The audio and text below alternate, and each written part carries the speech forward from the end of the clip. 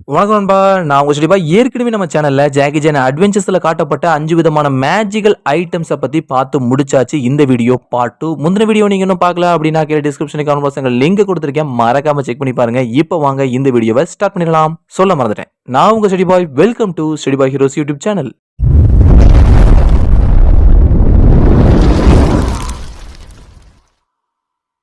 ஆறாவது நம்ம பார்க்க போறது scroll of Hangzhou the lotus temple அப்படிங்கிற எபிசோட்ல தான் இந்த ஸ்க்ரோலை வந்து முதலும் கடைசியுமா காட்டியிருப்பாங்க. நான் ஏன் கடைசியும் அப்படின்னு சொல்றேன் அப்படின்னு பார்த்தீங்கன்னா, அந்த கிளைமேக்ஸ்ல, அதாவது எபிசோட கிளைமேக்ஸ்ல வந்து இந்த ஸ்க்ரோல் அழியிற மாதிரி காட்டி முடிச்சிருப்பாங்க. அதாவது இந்த ஸ்க்ரோல் இப்போ இல்லை அப்படிங்கிறத அஃபிஷியலாகவே கன்ஃபார்ம் பண்ணியிருப்பாங்க.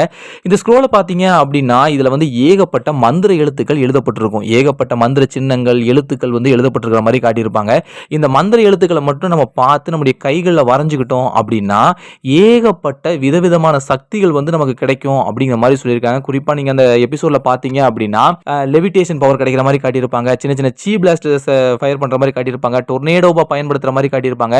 இப்படி அந்த ஒரு மந்திர எழுத்துக்கு ஏகப்பட்ட சக்திகளை காட்டியிருப்பாங்க. கூடவே இது எல்லாத்துக்கும் மேல அந்த லோட்டஸ் டெம்பிள்ல இருக்கக்கூடிய மேஜிக்கல் ஆர்மர்ஸை வந்து கண்ட்ரோல் பண்ண முடியும் அப்படிங்கிற மாதிரியும் சொல்லியிருப்பாங்க. இப்படி ஏகப்பட்ட பவர்ஸ் வந்து கிடைக்கும்.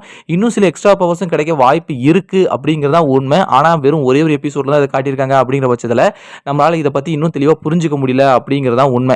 ஸோ இந்த மந்திர எழுத்துக்கள் வந்து ரொம்பவே ஒரு ஓவர் பவர்டாக இருக்கிறதுனால கண்டிப்பாக இது வந்து கெட்டவங்க கையில் கிடச்சிச்சு அப்படின்னா ரொம்பவே பெரிய விளைவுகளை ஏற்படுத்தும். அதனாலேயே கடைசியில் முடிச்சு வச்சிருப்பாங்க. ஆனால் எனக்கு தெரிஞ்சு இன்னொரு எபிசோட் 2 எபிசோட்ல இதை காட்டி இருக்கலாம். கடைசியில் ஜூலி கூட அதை நோட் பண்ணி வச்சிருக்கலாமே அப்படின்னு சொல்லி வருத்தப்படுறதை நம்மளால பார்க்க முடியுது. இந்த ஒரு காரணத்தினால தான் அந்த ஸ்க்ரோல் ஆஃப் ஹங்ஷோவோட ஃபுல் பவர் என்ன அப்படிங்கிறத நம்மளால தெரிஞ்சுக்க முடியாமலே போயிருச்சு. ஏழாவது நம்ம பார்க்க போகிறது ஆர்மர் ஆஃப் த 8 இம்மார்டல்ஸ். இதுவும் சைனீஸ் ஆரிஜினா கொண்ட ஒரு மேஜிக்கல் ஆப்ஜெக்ட் தான். பார்க்கறதுக்கு ஒரு பெரிய சைஸ் ஆர்மர் மாதிரியே இருக்கும். இது வந்து நம்ம 8 இம்மார்டல்ஸ் இருக்காங்க பார்த்தீங்களா, அவங்களுக்கு சொந்தமானது அப்படிங்கிறத தெளிவாகவே கன்ஃபார்ம் பண்ணியிருக்காங்க. அதாவது நம்ம ஷெண்டு மாதிரியான 8 அரக்கர்கள் இருக்காங்க பார்த்தீங்களா, அவங்கள வந்து தோக்கடிச்சு நெதர் வேர்ல்டு அப்படின்னு சொல்லக்கூடிய ஒரு ஆல்டர்னேட் டைமென்ஷனில் அடைச்சி வச்சாங்க பார்த்தீங்களா, அவங்களுக்கு சொந்தமானது தான் இந்த ஆர்மர். ஆரம்பத்தில் ஜாக்கி சான் வந்து இந்த ஆர்மரை வந்து தன்னோட உடம்புல போடும்போது அவர் நடக்க கூட ரொம்ப கஷ்டப்படுற மாதிரி தான் காட்டியிருப்பாங்க. அந்த அளவுக்கு வெயிட்டாகவும் ரொம்பவே அன்கம்ஃபர்டபுளாகவும் இருக்கிற மாதிரி தான் அந்த இடத்துல காட்டவே செஞ்சிருப்பாங்க. ஆனால் அதுக்கப்புறமே ஒரு சில செகண்ட்ஸ்லேயே பார்த்தீங்க அப்படின்னா ஜாக்கி சானோட உடம்புல வந்து ஒரு ஃபிட்டான ஒரு காஸ்டியூம் மாதிரி அது மாறுற மாதிரியே காமிச்சிருப்பாங்க. அதாவது இது வந்து தன்னுடைய யூசருக்கு ஏற்ற மாதிரி இது வந்து மாறிக்கும் அப்படிங்கிறத தெளிவாகவே பார்க்க முடியுது. கூடவே ஜாக்கி சானோட ஸ்ட்ரென்த் அண்ட் டியூரபிலிட்டி வந்து பல மடங்கு அதிகமாகிற மாதிரியும் காட்டியிருப்பாங்க.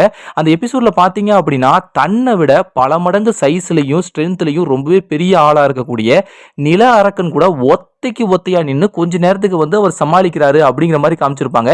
இந்த சூட் வந்து அந்த அளவுக்கு ஸ்ட்ரென்த் அண்ட் டியூரபிலிட்டியை ஜாக்கி சானுக்கு கொடுத்துருக்கு அப்படிங்கிறத நம்மளால தெளிவாகவே பார்க்க முடியுது.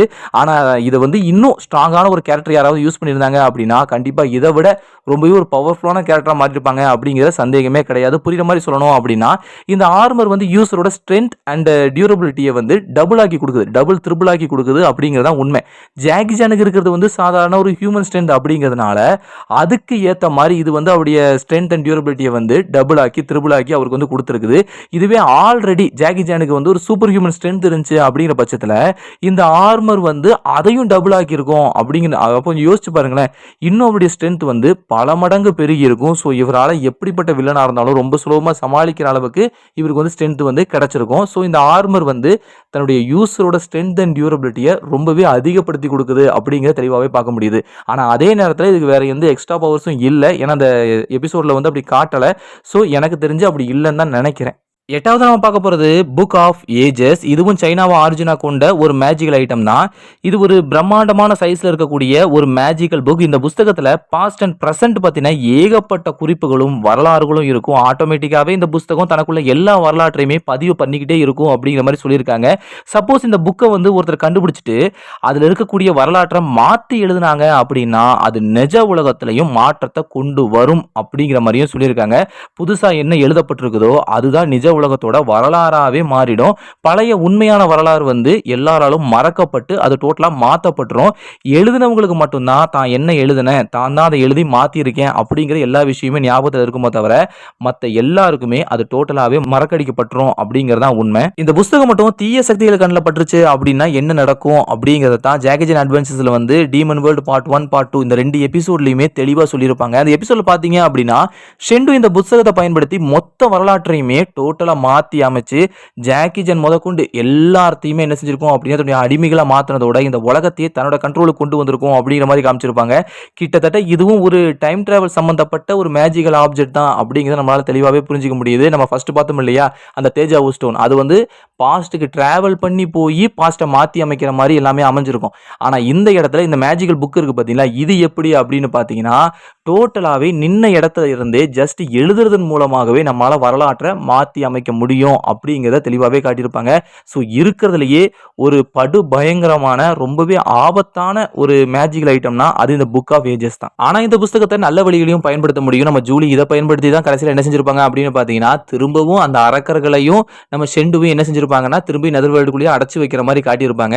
ஸோ இந்த புக்கு வந்து நல்லதுக்கு நல்லது கெட்டதுக்கு கெட்டது அப்படிங்கிறத நம்மளால தெளிவாகவே பார்க்க முடியுது. 9வது நம்ம பார்க்க போறது ஆர்ம் பேண்ட்ஸ் ஆஃப் சிவா, அதாவது சிவனுடைய காப்பு. இந்த பேரை கேட்டதுமே எல்லாருமே கண்டுபிடிச்சிருப்பீங்க. ஆமா, இதோட ஆரிஜின் வந்து இந்தியா தான். இந்திய கடவுளான சிவன் பயன்படுத்திய இந்த காப்புக்கு ஒரு விசேஷமான சக்தி இருக்கு. ரொம்பவே ஒரு பயங்கரமான சக்தி அப்படின்னு சொல்லிடவே முடியாது. இந்த காப்பு மட்டும் ஒருத்தர் கையில மாட்டினாரு அப்படின்னா அவங்களுக்கு எக்ஸ்ட்ராவா 2 கைகள் முளைக்கும் அப்படிங்கிற மாதிரி சொல்லியிருப்பாங்க. அதாவது 4 கைகளா மாறிடும் அப்படிங்கிற மாதிரி சொல்லியிருக்காங்க. நம்ம ஹிந்து மித்தாலஜில ஏகப்பட்ட கடவுள்களுக்கு வந்து 2க்கும் மேற்பட்ட கைகள் இருக்கிற மாதிரி தான் காட்டியிருப்பாங்க. அதோட ஒரு சின்ன ரெஃபரன்ஸா தான் இந்த இடத்துல இந்த காப்புக்கு இந்த மாதிரியான பவர்ஸை வந்து கிரியேட்டர்ஸ் கொடுத்து வச்சிருக்காங்க. மற்றபடி இது தன்னோட யூசருக்கு வந்து எக்ஸ்ட்ரா ஸ்ட்ரென்த்தையோ இல்லை டியூரபிலிட்டியோ கொடுக்கும் அப்படிங்கிற மாதிரி சொல்லப்படலை. ஜஸ்ட் 2 கைகளை கொடுக்கும், அவ்வளோதான். வேற எந்த எக்ஸ்ட்ரா பவர்ஸையும் வந்து கொடுக்குற மாதிரி இது வரைக்கும் சொல்லப்படலை. ஒருவேளை எக்ஸ்ட்ரா பவர்ஸ் வந்து கொடுத்து இருந்திருக்கலாம், ஆனால் அதை பற்றி சீரீஸில் வந்து எந்த ஒரு விஷயத்தையுமே சொல்லலை. குறிப்பாக அந்த இது காட்டப்பட்ட அந்த ஸ்ட்ரிங் ரேப் அப்படிங்கிற அந்த எபிசோடில் வந்து இது முதலும் கடைசியுமா அதிலே காட்டி முடிச்சிருப்பாங்க. அதுக்கப்புறமா வேற எந்த இடத்துலையுமே இதை காட்டலை அப்படிங்கிற பட்சத்தில் இதோட பவர்ஸை வந்து நம்மளால எலாபரேட்டாக புரிஞ்சிக்க முடியல அப்படிங்கிறதா உண்மை. ஒருவேளை இன்னொரு 2 எபிசோடில் காட்டியிருந்தாங்க காப்பை வந்து நம்ம ஹாக்கு யூஸ் பண்ணுற மாதிரி காட்டியிருந்தாங்க அப்படின்னா கண்டிப்பாக அதோட பவர்ஸை வந்து நம்ம இன்னும் மென்மேலும் புரிஞ்சுக்கிறதுக்கு வசதியாக இருந்திருக்கும். ஆனால் காட்டலை அப்படிங்கிற பட்சத்தில் இதோட பவர்ஸ் இப்போதைக்கு 2 கைகளை எக்ஸ்ட்ரா கொடுக்கும், அவ்வளோதான். 10வது நம்ம பார்க்க போகிறது ஓப்பல் ஆஃப் ஆங்லி. கடை தான் வாசிக்கிறேன்னு நினைக்கிறேன். கொஞ்சம் கசகசன்னு பேர் இருக்க மாதிரி இருக்குல்ல. சரி, புத்னிஸ் ஆர்ஜினா கொண்ட இந்த மேஜிக்கல் ஆப்ஜெக்ட் பார்க்கறதுக்கு ஒரு பெரிய சைஸ் டைமண்ட் மாதிரியே இருக்கும், சந்தேகமே வேண்டாம். இது ஒரு பிரைஸ்லெஸ் ஜெம் ஸ்டோன் தான். கூடவே இதுக்குள்ளே எக்ஸ்ட்ராவா ஒரு மேஜிக்கல் பவரும் இருக்குது. அது என்ன அப்படின்னு பார்த்தீங்கன்னா இதை மட்டும் ஒருத்தர் தன்னோட கையில் மாட்டிக்கிட்டாரு அப்படின்னா இது ஒரு சின்ன சைஸ் கேனான மாறிடும். கிட்டத்தட்ட ஒரு கன் மாதிரி கேனான் மாதிரி. இதை வச்சு நம்மளால் எதிரிகளை வந்து ஷூட் பண்ணி அவங்கள வந்து தோக்கடிக்க முடியும் அப்படிங்கிற மாதிரி காமிச்சிருப்பாங்க. இதுக்குள்ளேருந்து வெளிப்படக்கூடிய அந்த பர்பிள் கலர் எனர்ஜி பிளாஸ்ட் வந்து ரொம்பவே பவர்ஃபுல்லானது. எதிரி மேலே பட்டோம்னா அவங்க வெடிச்சு செதற அளவுக்கு ஓவர் பவர்டாக தான் அந்த எனர்ஜி பிளாஸ்ட் வந்து இருக்கும் அப்படிங்கிற மாதிரி காமிச்சிருப்பாங்க. இதை பயன்படுத்தி ஒரு வில்லன் கூட்டம் என்ன செய்யும் அப்படின்னு பார்த்தீங்கன்னா ஒரு நகரத்தையே வந்து பயங்கரமாக அட்டாக் பண்ணுற மாதிரிலாம் காமிச்சிருப்பாங்க. ஸோ இது வந்து ஒரு ஓவர் பவர்டாக இருக்குது. ஏன்னா இது வந்து மேஜிக் பேஸ்டாக இருக்கிறதுனால இதுக்குள்ளேருந்து அன்லிமிட்டடாக நம்மளால் ஷூட் பண்ணிக்கிட்டே இருக்க முடியும். அந்த எனர்ஜி பிளாஸ்ட்டை வந்து ஷூட் பண்ணிக்கிட்டே இருக்க முடியும், காலியே ஆகாது. ஏன்னா அது முழுக்க முழுக்க மேஜிக்கால் உருவாக்கப்பட்டது அப்படிங்கிறதுனால இது காலியே ஆகாது, அன்லிமிட்டடாக ஷூட் பண்ணிக்கிட்டே இருக்கலாம். ஆனால் அதே நேரத்தில் இதுக்கு ஒரு மிக முக்கியமான வீக்னஸும் இருக்குது. அது என்ன அப்படின்னு பார்த்தீங்கன்னா நம்ம வந்து ஆப்போனண்ட்டை வந்து பயங்கரமாக ஷூட் பண்ணிட்டு இருக்கும்போது ஆப்போனண்ட் அந்த கேனனோட இன்னொரு பகுதியில் வந்து கையை நுழைச்சிட்டாரு அப்படின்னா அதை வச்சு ஷூட் பண்ணவும் முடியாது. இது வந்து கையில் இருக்கிறதே வேஸ்ட்டு தான் அப்படிங்கிற மாதிரி ஆயிரும். ஏன்னா அது ஷூட் பண்ணுற பகுதியில் தான் அவன் கையை விட்டுருக்கான் அப்படிங்கிற பட்சத்தில் அது வந்து ஷூட் பண்ணவே முடியாது. இதோட மேஜிக் டோட்டலாகவே அந்த இதில் செயலிழந்து போயிடும். இது ஒரு மிகப்பெரிய வீக்னஸாகவும் அமைஞ்சிருக்கு. இந்த டெக்னிக்கை பயன்படுத்தி தான் ஜாக்கி சான் வந்து வில்லனையே ஜெயிக்கிற மாதிரி காட்டியிருப்பாங்க. ஸோ இந்த இடத்துல இது வந்து ஒரு யூஸ்லெஸ்ஸாக மாறிடுது அப்படிங்கிற பட்சத்தில் அது மற்ற டைம் ரொம்ப பவர்ஃபுல்லாகவே இருக்கும். அதாவது ஒரு ஆள் யூஸ் பண்ணுற வரைக்கும் 2 பேர் கையை உள்ளே விட்டுட்டாங்க அப்படிங்கிற பட்சத்தில் இது கண்டிப்பாக ஒரு யூஸ்லெஸ்ஸான ஒரு மேஜிக்கல் ஆப்ஜெக்டாக மாறிடும் அப்படிங்கிறத தெளிவாகவே பார்க்க முடியுது. அவ்வளோதாங்க இந்த வீடியோவில். இந்த வீடியோ உங்களுக்கு பிடிச்சிருந்துச்சு அப்படின்னா மறக்காம ஒரு லைக்கை தட்டி விட்டுருங்க. உங்கள் ஃப்ரெண்ட்ஸ் அண்ட் ஃபேமிலியில் யாருக்காவது இந்த ஜாக்கி சான் ரொம்ப பிடிக்கும் அப்படின்னா அவங்களுக்கு இந்த வீடியோவை ஷேர் பண்ணி விட்டுருங்க. இன்னொரு நல்ல வீடியோ உங்களை சந்திக்கிறேன். Tata, bye bye, see you.